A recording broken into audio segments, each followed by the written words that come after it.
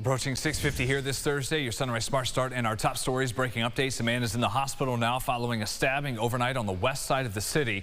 That happened just after 12 a.m. at Myrtle and Laurel Streets. Police found the 62-year-old victim wounded and AMR got him to the hospital. He is expected to live. At this point, no one is in custody.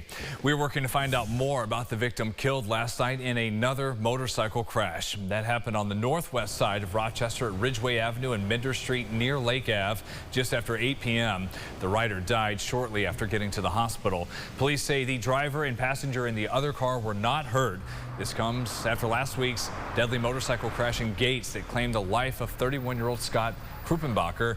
And we had just interviewed RPD earlier this week about rider safety for people on bikes and cars. Police told us Lake Ave is still one of the most dangerous stretches of road anywhere. Throughout New York State, the number of crashes that happen on Lake Avenue, it's one of the deadliest roadways in New York State per capita. And so along with that, we see a lot of higher speeds in those areas, and being that it's 2 lanes in each direction, changing lanes, without proper caution, without clearing the lane first, can lead to lots of crashes. No word yet on if any charges or tickets will be issued for the crash last night. Well, if we do get that update from RPD today, we'll share it with you during CBS Mornings on air at noon and at rochesterfirst.com. Monroe County deputies have identified the woman killed in the deadly head-on crash in Chili Monday night on Scottsville Road. That was between Milewood and Morgan Roads. Investigators say a truck going southbound tried to pass another car and hit a car going the opposite way, driven by 29-year-old Hashini Harath. She died at the scene. 3 other people were injured. The driver in the truck has been issued multiple tickets. That investigation is ongoing. Coming up in just a few hours, it is the sentencing for a woman from Honeoye Falls convicted of killing her sister nearly 2 years ago. In February, the jury found 50-year-old Jamie Bush guilty of murder and tampering with evidence for the death of 62-year-old Penny Bush. Deputies say in the fall of 2024, Jamie strangled her sister to death and hid her body in the Genesee River. Prosecutors believe a potential motive for this case may have been a pending eviction. The defense team tried to convince the jury Jamie's niece killed her sister, but she was out of state at the time of the disappearance. The sister's sentencing is coming up at 9:30. 6:51, your Sunrise traffic alert here. Still have crews working to clean up a water main break in Brighton that has blocked the intersection of Sylvan Road and Meredith Avenue. The view there, 490 east and westbound crossing the river from our Greater Rock Sky Eye. We'll have the full forecast with James here in just a moment. A couple of months after school contractors in Brighton found toxic items underneath the soil at the high school, district officials say they have a plan to remove it all to get their artificial turf project back on track. But parents are still concerned, saying they want more input. They voiced those frustrations at last night's school board meeting, saying they feel the district hasn't been doing enough after the toxic materials, including arsenic, were found buried beneath the property. The workers discovered that as they were clearing the soil to put in the new artificial turf. That is a plan many still oppose, including some of the kids.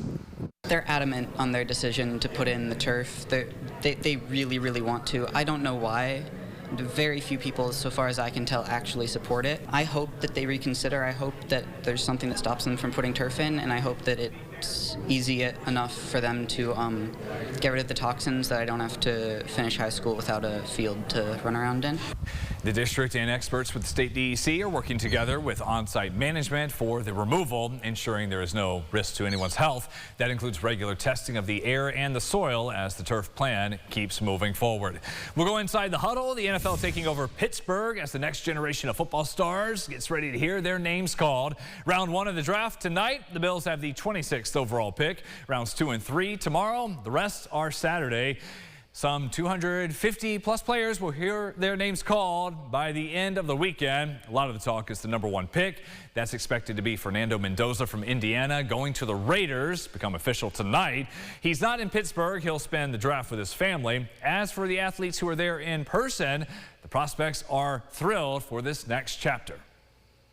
And what I'm doing, I think it's gonna be way better than what it was. A lot of stuff I was doing was just, just me being able to do it, just naturally God gifted. But next level is gonna be tightened up and it's gonna be elite. I'm just trusting the process. I don't really know how things go, man. I think like anything can happen during draft day, but I'm just grateful for whatever team picks me up. Yeah, I mean, this is a surreal moment. I mean, you only go through this one time, and it's a great opportunity to be out here. It's been cool. It's been different experience. Not sure what I expected, but it's been a cool experience. It's been fun.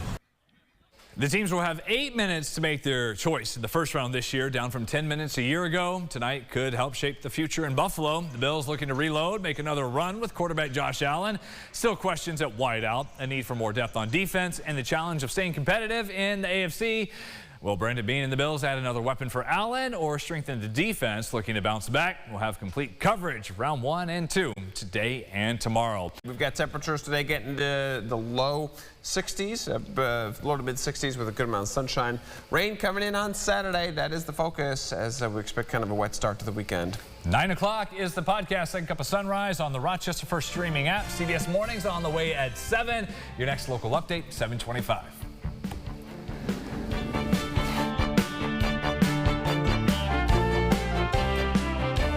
Follow News 8 wherever you are on RochesterFirst.com, Facebook, X, and on our app for news and weather.